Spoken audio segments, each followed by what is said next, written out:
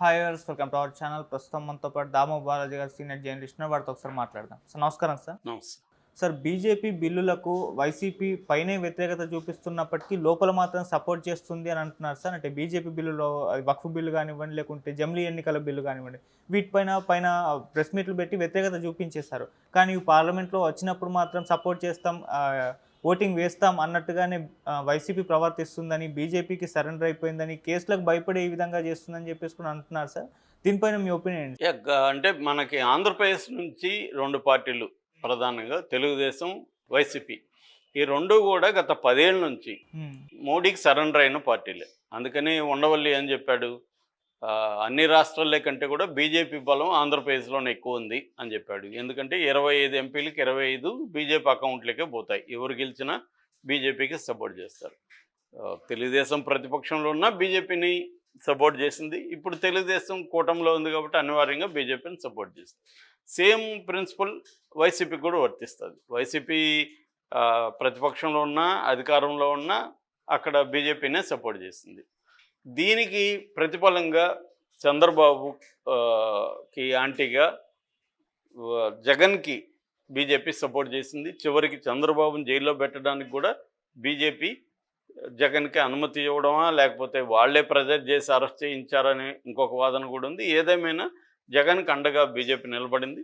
అలాగే జగన్ మీద దాదాపు 20 కేసులు ఉంటే 11 ఏళ్లుగా జగన్ బెయిల్ మీద ఉండడానికి కారణం మోడీ జగన్తో ఉండడమే, ఇంకా వేరేదేం లేదు.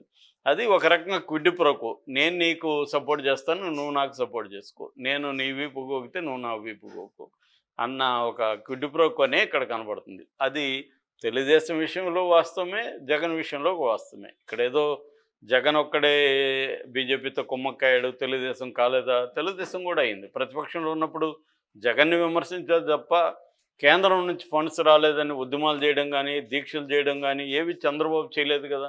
ఎందుకంటే చంద్రబాబుకి భయం ఉంది. మరి చంద్రబాబు భయం లేకపోతే తన ఎంపీలని నలుగురిని అటెందుకు పంపించాలి బీజేపీలకి? అట్లాగే జగన్కి భయం ఉంది. సో ఇద్దరు కూడా ఇక్కడ ఎన్ని బీరాలు పలికినా కేంద్రంతో పెట్టుకునే పరిస్థితిలో లేరు. ఎందుకంటే పెట్టుకున్న కేసీఆర్ కానీ, పెట్టుకున్న హేమంత్ సోరెన్ కానీ, పెట్టుకున్న కేజ్రీవాల్ కానీ ఏమయ్యారో అందరూ చూస్తున్నాం. హ్మ్. ఎందుకంటే పెట్టుకుంటే నువ్వు జైలుకి పోతావు, మాతో ఉంటే మిమ్మల్ని చూసుకుంటాం అనేది మోడీ ప్రభుత్వాన్ని పాలసీ. అందుకని ఎవడు ఇప్పుడు మళ్ళీ ఇప్పుడు జగన్ కన్విక్షన్ పడుతుందనుకో అతను పొలిటికల్ కెరీర్ అంతమైపోతుంది. మనం లల్లు ప్రసాద్ యాదవ్ చూసాము, జయలలితది, శశికళ చూసాము. ఇలా వీళ్ళ పొలిటికల్ కెరీర్స్, వాళ్ళ లైఫ్ రూయిన్ అయిపోయింది కదా. మరి అంత రూయిన్ అవ్వాలని చంద్రబాబు కోరుకోడు, జగన్ కోరుకోడు. ఇప్పుడు ఇక్కడ కూడా కేసీఆర్ ఎందుకు సైలెంట్ అయిపోయాడు, బీజేపీకి యాంటీగా మోడీని ఒక మాట అనకుండా ఎందుకు ఉంటున్నాడు అంటే, చాలు ఆల్రెడీ కూతుర్ని 5.5 నిలబెట్టారు, మళ్ళీ వాళ్ళు కేసులు రేవంత్ రెడ్డితో కుమ్మక్కై ఈడీని దింపి మనల్ని ఎక్కడ అరెస్ట్ చేస్తారనేది కేసీఆర్కి కూడా భయం ఉంటుంది. ఇక్కడ భయం లేని రాజకీయ నాయకుడు ఎవరు లేరు, అందరికీ భయం ఉంటుంది. అయితే ఇక్కడ పరిస్థితి ఏంది, ఇప్పుడు గతంలో జగన్ అవసరం బీజేపీకి ఉన్నింది. ఏ రకంగా? రాజ్యసభలో బీజేపీ బలం లేదు కాబట్టి జగన్కి స్ట్రాంగ్ ప్రెజెన్స్ రాజ్యసభలో ఉంది కాబట్టి రాజ్యసభలో బిల్లులు పాస్ కావాలంటే బీజేపీ మద్దతు లేకుండా పాస్ అయ్యే పరిస్థితి లేదు. అందుకని వాళ్ళు జగన్తో మంచిగా ఉండాల్సిన పరిస్థితి బీజేపీకి ఏర్పడింది. జగన్ కూడా వాళ్ళకి అన్కండిషనల్ సపోర్ట్ ఇచ్చాడు. చివరికి వాళ్ళు అడగకుండా ఉన్న సందర్భాల్లో కూడా వాళ్ళు తన సపోర్ట్ అడగలేదు, తన సపోర్ట్ అవసరం లేదు వాళ్ళు, అయినా కూడా ఇచ్చాడు. అంటే నువ్వు అదేదో అంటారు కదా, నువ్వు ఒంగురా బాబు అంటే ఇతను సాష్టాంగ నమస్కారం చేశాడు జగన్. వాళ్ళు జస్ట్ వంగమన్నారు అంతే. అలాగా ఎందుకన్నా మంచిది సాష్టాంగ పోతుంది, వాళ్ళకి ఎక్కడ ఏమైనా కోపం వస్తుందేమో అన్న స్థాయిలో జగన్ బెండ్ అయిపోయాడు, సరెండర్ అయిపోయాడు. అట్లాగే చంద్రబాబు అయినా అంతే. చంద్రబాబు అప్పుడు సరెండర్ అయిపోయాడు, ఇప్పుడు కూడా సరెండర్ అయిపోయి ఇప్పుడు ఏమన్నా చంద్రబాబు మోడీ గల్లా పట్టుకొని నువ్వు ఇచ్చిన హామీలు ఎందుకు నెరవేర్చట్లేదు, ఈ విభజన హామీలు ఎందుకు నెరవేర్చట్లేదు అనేమన్నా అడుగుతున్నాడా? ఏమీ లేదు. చివరికి అమరావతికి అప్పు తీసుకోండి అంటే కూడా దానికి కూడా సైలెంట్ కూడా. అప్పు ఇవ్వడానికి నువ్వెవరు అయ్యా బాబు, నువ్వు గ్యారంటీ ఏంటి? మేము తీసుకోలేము అప్పు, మాకు నువ్వు నిర్మాణానికి, రాజధాని నిర్మాణానికి ఫండ్స్ ఇవ్వకుండా అప్పు తీసుకోమండం ఏంటని చంద్రబాబు అడగాలి కదా, అడిగాడా? అట్లాగే పోలవరం ప్రాజెక్ట్ డబ్బులు ఎందుకు ఇవ్వట్లేదని అడిగాడా? ఏమీ లేవు. ఇప్పుడు ఉక్కు కర్మాగారం కూడా డ్రామాలే జరుగుతున్నాయి. ఒక పక్క లేదు లేదంటూనే మెల్లగా అన్నీ చేసుకుంటూ వెళ్తున్నారు దాన్ని. ప్రైవేటీకరణకి ఏమేమి కావాలో ఆ వైపుగానే నడుస్తుంది. హ్మ్. వీళ్ళేమో మేము కానివ్వమని చెప్తున్నారు. సో ఏ రకంగానూ మోడీని ఎదిరించే దమ్ము, ధైర్యం 2 పార్టీలకి లేవు. అయితే ఇప్పుడు పర్టిక్యులర్‌గా మనం 2 బిల్లుల గురించి మాట్లాడుకోవాలి. ఇప్పుడు ఇంకొక 8 రోజుల్లో శీతాకాల సమావేశాలు ఇంకొక 7 రోజుల్లో స్టార్ట్ అవుతున్నాయి. ఇందులో ప్రధానంగా 2 బిల్లుల్ని మోడీ ప్రభుత్వం పెట్టబోతుంది. ఒకటి వక్ఫ్ బిల్లు. అంటే ముస్లిం వక్ఫ్ బోర్డు దాని మీద మనం ఆల్రెడీ టాపిక్ చెప్పుకున్నాం. ఆ వక్ఫ్ బోర్డులో కొన్ని సవరణల్ని అది తీసుకొచ్చింది. ముఖ్యంగా నాన్ ముస్లింల బోర్డులో ఉండడం, ఆ వక్ఫ్ బోర్డు ఆస్తులన్నీ కూడా గవర్నమెంట్ కంట్రోల్‌లోకి తీసుకొని వచ్చేయడం ఇవన్నీ చేయబోతుంది. దాన్ని పైకేమో 2 పార్టీలు వ్యతిరేకిస్తున్నాయి. తెలుగుదేశం కూడా ఒక బిల్లుని మేము అవన్నీ ఒప్పుకోమని చెప్తుంది. ఆ మధ్య కూడా ముస్లిం పెద్దలు చంద్రబాబును కలిసినప్పుడు దీని మీద మేము పరిశీలించి నిర్ణయం తీసుకుంటాం అన్నాడు గానీ, ఇప్పటివరకు చంద్రబాబు తన నిర్ణయాన్ని ప్రకటించాల. అయితే చంద్రబాబుది ద్వంద్వ వైఖరి కనిపిస్తుంది. ఒక పక్కేమో పార్లమెంట్‌లో ఏమో వ్యతిరేకిస్తారు. కేబినెట్ మీటింగ్‌లో వీళ్ళ మంత్రులు దాన్ని వ్యతిరేకించరు. వీళ్ళ మంత్రులు వ్యతిరేకించాలి కదా! డిసెంట్ ప్రకటించాలి కదా!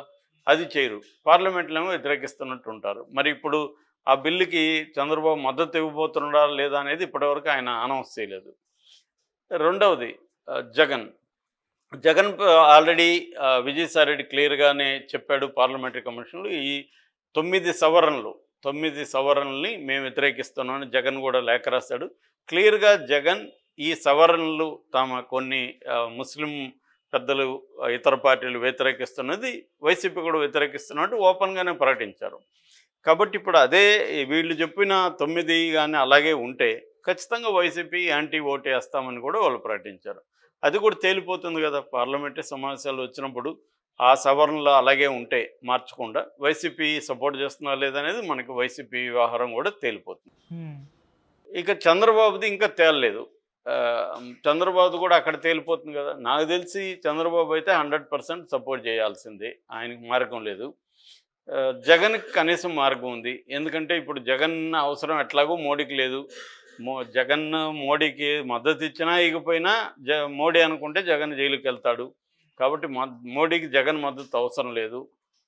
కాబట్టి ఆ బిల్లుకి సంబంధించి జగన్ పెద్దగా సపోర్ట్ చేసే పరిస్థితి జగన్‌కి అంత బలం కూడా లేదు పార్లమెంట్‌లో. కాబట్టి అదేం లేదు. ఆల్రెడీ రాజ్యసభ సభ్యులు కూడా జగన్ వీక్ అయిపోయింది. రెండోది మోడీకి రాజ్యసభలో కూడా బలం పెరిగింది. కాబట్టి జగన్ అవసరం లేదు. ఏ రకంగానూ జగన్ అవసరం వాళ్ళకి లేదు. జగనయ్యే ఇవ్వాలి. నేను అదే ఇందాక చెప్పినట్టుగా నువ్వు అసలు వంగొద్దు, నువ్వు మాకు సంబంధం లేదన్నా కూడా ఈయన కాళ్ళ మీద పడే అవకాశం ఉంది. కానీ ఈ బిల్లుకు సంబంధించి అయితే జగన్ అలా చేస్తున్నట్టు ఇప్పటివరకైతే కనబడలేదు. సమావేశాల్లో ఎలాంటి నిర్ణయం తీసుకోవాలో చూడాలి. ఇక రెండవది జమిలి ఎన్నికలు. జమిలి ఎన్నికలు చంద్రబాబు, జగన్ ఇద్దరి మధ్య తేడా లేదు. ఇద్దరు కూడా జమిలి ఎన్నికలకు ఓకే. ఇక్కడ కూడా అంతే. ఇక్కడ కూడా బీఆర్ఎస్ ఓకే జమిలి ఎన్నికలు. అలాగా నాన్ బీజేపీ, నాన్ ఇండియా కూటమిలో ఉండే అనేక పార్టీలు కూడా జమిలి ఎన్నికలకు ఓకే అంటున్నారు. వాళ్ళకి పెద్ద ఇబ్బంది ఏమీ లేదు. ఓన్లీ ఇండియా కూటమిలో పార్టీలే వ్యతిరేకిస్తున్నాయి జమిలి ఎన్నికల్ని. ఆ రకంగా చూసుకున్నప్పుడు ఇద్దరు కూడా దాన్ని వ్యతిరేకించట్లేదు. సో అది వాళ్ళ ఇష్టం కదా! జమిలి ఎన్నికలు వస్తే లాభాలు ఉన్నాయి, నష్టాలు ఉన్నాయి. దానికి సంబంధించి ఇటు జగన్ కానీ, ఇటు చంద్రబాబు కానీ జమిలి ఎన్నికలను ఆహ్వానిస్తున్నారు. సో ఇంకా మనం ఆ విషయంలో జగన్ బీజేపీకి సరెండర్ అయినట్టుగా అనుకోవాల్సిన అవసరం లేదు. హ్మ్. ఎందుకంటే అది వీళ్ళకి కూడా దాంట్లో ఏమీ ఇబ్బంది అయితే లేదు.